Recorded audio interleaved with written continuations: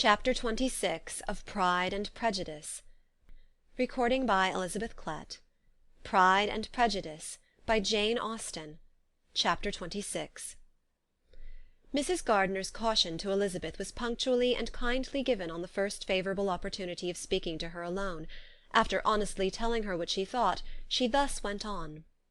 "You are too sensible a girl, Lizzie, to fall in love merely because you are warned against it, and therefore I am not afraid of speaking openly. Seriously, I would have you be on your guard.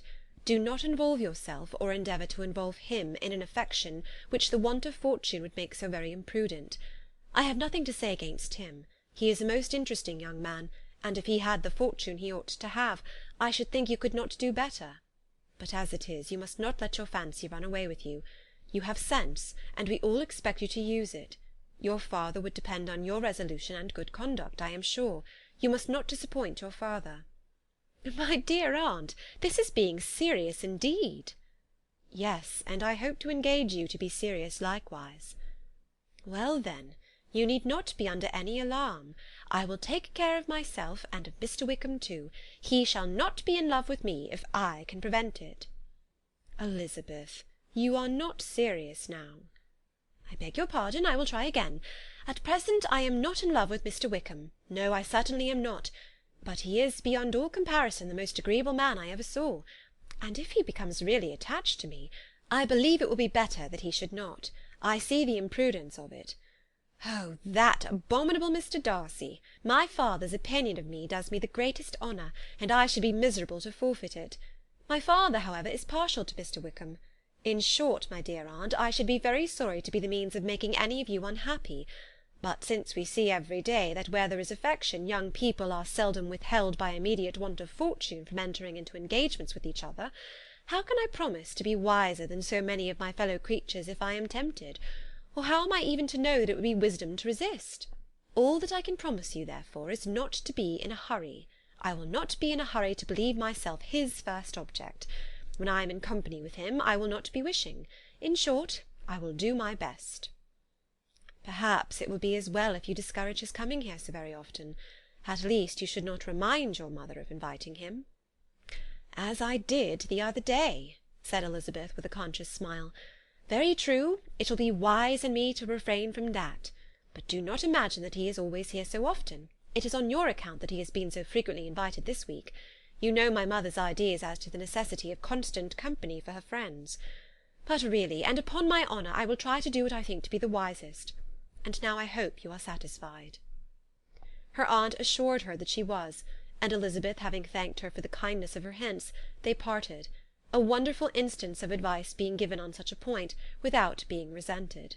Mr. Collins returned into Hertfordshire soon after it had been quitted by the Gardiners and Jane, but as he took up his abode with the Lucases, his arrival was no great inconvenience to Mrs. Bennett. His marriage was now fast approaching, and she was at length so far resigned as to think it inevitable, and even repeatedly to say, in an ill-natured tone, that she "wished they might be happy." Thursday was to be the wedding day, and on Wednesday Miss Lucas paid her farewell visit, and when she rose to take leave, Elizabeth, ashamed of her mother's ungracious and reluctant good wishes, sincerely affected herself, accompanied her out of the room. As they went downstairs together, Charlotte said, "I shall depend on hearing from you very often, Eliza." "That you certainly shall." "And I have another favour to ask you. Will you come and see me?" "We shall often meet, I hope, in Hertfordshire." "I am not likely to leave Kent for some time. Promise me, therefore, to come to Hunsford." Elizabeth could not refuse, though she foresaw little pleasure in the visit. "My father and Maria are coming to me in March," added Charlotte, "and I hope you will consent to be of the party. Indeed, Eliza, you will be as welcome as either of them." The wedding took place. The bride and bridegroom set off for Kent from the church door, and everybody had as much to say or to hear on the subject as usual. Elizabeth soon heard from her friend, and their correspondence was as regular and frequent as it had ever been. That it should be equally unreserved was impossible. Elizabeth could never address her without feeling that all the comfort of intimacy was over, and though determined not to slacken as a correspondent, it was for the sake of what had been, rather than what was. Charlotte's first letters were received with a good deal of eagerness, There could not but be curiosity to know how she would speak of her new home, how she would like Lady Catherine, and how happy she would dare pronounce herself to be, though, when the letters were read, Elizabeth felt that Charlotte expressed herself on every point exactly as she might have foreseen. She wrote cheerfully, seemed surrounded with comforts, and mentioned nothing which she could not praise. The house, furniture, and neighbourhood, and roads were all to her taste, and Lady Catherine's behaviour was most friendly and obliging. It was Mr. Collins's picture of Hunsford and Rosings rationally softened, and Elizabeth perceived that she must wait for her own visit there to know the rest. Jane had already written a few lines to her sister to announce their safe arrival in London, and when she wrote again, Elizabeth hoped it would be in her power to say something of the Bingleys. Her impatience for this second letter was as well rewarded as impatience generally is. Jane had been a week in town without either seeing or hearing from Caroline. She accounted for it, however, by supposing that her last letter to her friend from Longbourn had by some accident been lost. "My aunt," she continued, "is going to-morrow into that part of the town, and I shall take the opportunity of calling in Grosvenor Street." She wrote again when the visit was paid, and she had seen Miss Bingley. "I did not think Caroline in spirits," were her words, "but she was very glad to see me, and reproached me for giving her no notice of my coming to London. I was right, therefore, my last letter had never reached her. I inquired after their brother, of course. He was well, but so much engaged with Mr. Darcy that they scarcely ever saw him. I found that Miss Darcy was expected to dinner. I wish I could see her. My visit was not long, as Caroline and Mrs. Hurst were going out. I dare say I shall see them soon here." Elizabeth shook her head over this letter. It convinced her that accident only could discover to Mr. Bingley her sister's being in town. 4 weeks passed away, and Jane saw nothing of him. She endeavoured to persuade herself that she did not regret it, but she could no longer be blind to Miss Bingley's inattention. After waiting at home every morning for a fortnight, and inventing every evening a fresh excuse for her, the visitor did at last appear, but the shortness of her stay, and yet more, the alteration of her manner, would allow Jane to deceive herself no longer. The letter which she wrote on this occasion to her sister will prove what she felt. "My dearest Lizzie will, I am sure, be incapable of triumphing in her better judgment at my expense, when I confess myself to have been entirely deceived in Miss Bingley's regard for me. But, my dear sister, though the event has proved you right, do not think me obstinate if I still assert that, considering what her behaviour was, my confidence was as natural as your suspicion. I do not at all comprehend her reason for wishing to be intimate with me, but if the same circumstances were to happen again, I am sure I should be deceived again. Caroline did not return my visit till yesterday, and not a note, not a line, did I receive in the meantime. When she did come, it was very evident that she had no pleasure in it. She made a slight, formal apology for not calling before, said not a word of wishing to see me again, and was in every respect so altered a creature, that when she went away I was perfectly resolved to continue the acquaintance no longer. I pity, though I cannot help blaming her. She was very wrong in singling me out as she did. I can safely say that every advance to intimacy began on her side. But I pity her, because she must feel that she has been acting wrong, and because I am very sure that anxiety for her brother is the cause of it.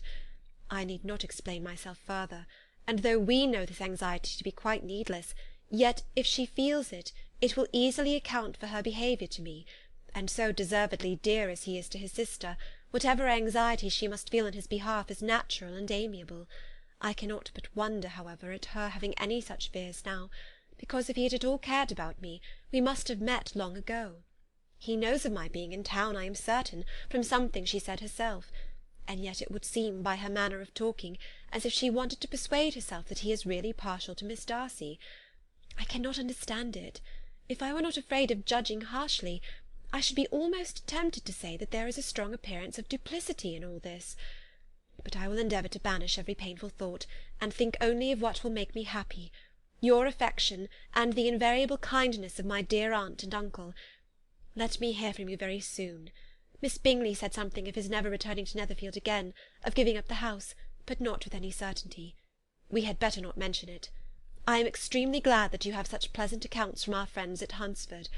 Pray go to see them with Sir William and Maria. I am sure you'll be very comfortable there. Yours, etc. This letter gave Elizabeth some pain, but her spirits returned as she considered that Jane would be no longer duped by the sister at least. All expectation from the brother was now absolutely over. She would not even wish for a renewal of his attentions. His character sunk on every review of it, and as a punishment for him, as well as a possible advantage to Jane, she seriously hoped that he might really soon marry Mr. Darcy's sister, as, by Wickham's account, she would make him abundantly regret what he had thrown away. Mrs. Gardiner about this time reminded Elizabeth of her promise concerning that gentleman, and required information, and Elizabeth had such to send as might rather give contentment to her aunt than to herself. His apparent partiality had subsided, his attentions were over, he was the admirer of some one else. Elizabeth was watchful enough to see it all, but she could see it and write of it without material pain. Her heart had been but slightly touched, and her vanity was satisfied with believing that she would have been his only choice, had fortune permitted it. The sudden acquisition of £10,000 was the most remarkable charm of the young lady to whom he was now rendering himself agreeable; but Elizabeth, less clear-sighted perhaps in this case than in Charlotte's, did not quarrel with him for his wish of independence. Nothing, on the contrary, could be more natural, and while able to suppose that it cost him a few struggles to relinquish her, she was ready to allow it a wise and desirable measure for both, and could very sincerely wish him happy. All this was acknowledged to Mrs. Gardiner, and after relating the circumstances, she thus went on. "I am now convinced, my dear aunt, that I have never been much in love, for had I really experienced that pure and elevating passion, I should at present detest his very name, and wish him all manner of evil. But my feelings are not only cordial towards him, they are even impartial towards Miss King. I cannot find out that I hate her at all, or that I am in the least unwilling to think her a very good sort of girl. There can be no love in all this. My watchfulness has been effectual, and though I certainly should be a more interesting object to all my acquaintances were I distractedly in love with him, I cannot say that I regret my comparative insignificance. Importance may sometimes be purchased too dearly. Kitty and Lydia take his defection much more to heart than I do. They are young in the ways of the world, and not yet open to the mortifying conviction that handsome young men must have something to live on as well as the plain." End of chapter 26.